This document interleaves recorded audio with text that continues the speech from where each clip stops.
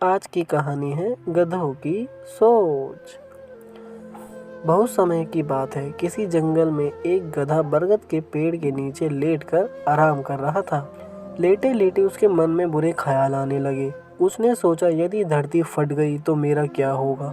अभी उसने ऐसा सोचा ही था कि उसे एक जोर के धमाके की आवाज़ आई। वह भयभीत हो उठा और चीखने लगा, भागो भागो, धरती फट रही है, अपनी जान बचाओ। और ऐसा कहते हुए वह पागलों की तरह एक दिशा में भागने लगा। उसे इस कदर भागता देखते हुए एक अन्य गधे ने उसे पूछा, अरे क्या हुआ भाई, तुम इस तरह बदहोश भागे क्यों जा रहे हो?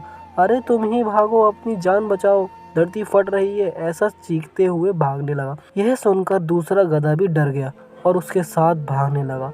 अब तो वह दोनों एक साथ चिल्ला रहे थे, भागो भागो, धरती फट रही है, भागो भागो।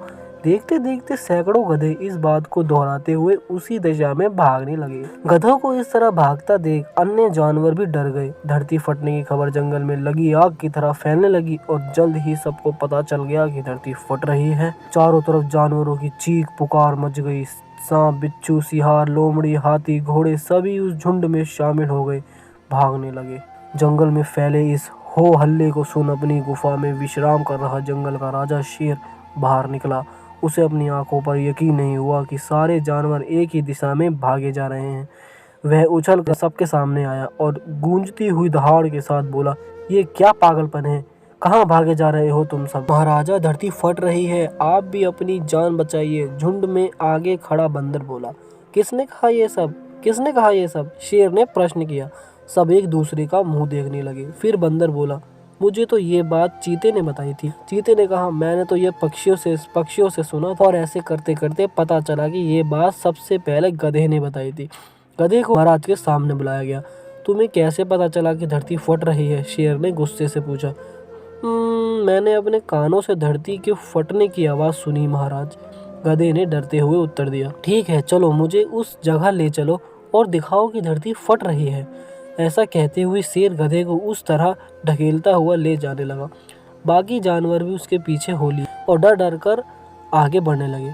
बरगद के पास पहुंचकर गधा बोला, हुजूर, मैं यहीं सो रहा था कि तभी जोर से धरती फटने की आवाज आई। मैंने खुद उड़ती हुई धूल देखी और भागने लगा।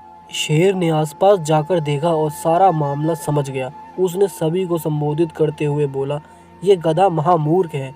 दरअसल पास ही नारियल का एक ऊंचा पेड़ है और तेज हवा चलने से उस पर लगा एक बड़ा सा नारियल नीचे पत्थर पर गिरा। पत्थर सरकने से आसपास धूल उड़ने लगी और ये गधा जानो कैसे इसे धरती फटने की बात समझ बैठा। शेर ने बोलना जारी रखा, पर भाइयों, ये तो गधा है, पर क्या आपके पास भी अपना दिमाग नहीं है? जाइए, अपने घर जाइए और आइंदा से किसी अफवाह पर यकीन करने से पहले 10 बार सोचिएगा। फ्रेंड्स, हमारी लाइफ में भी कई बार ऐसा होता है कि हम किसी अफवाह को सुनते हैं और उस पर यकीन कर बैठते हैं। इसलिए हमें किसी गधे की बात पे यकीन करने से पहले अपना दिमाग जरूर लगा लेना चाहिए और ये भी समझना चाहिए कि अगर सैकड़ों लोग भी किसी गलत चीज़ को बढ़ावा दे रहे हैं तो भी वो गलत ही रहती है और उससे बचने में ही भलाई है।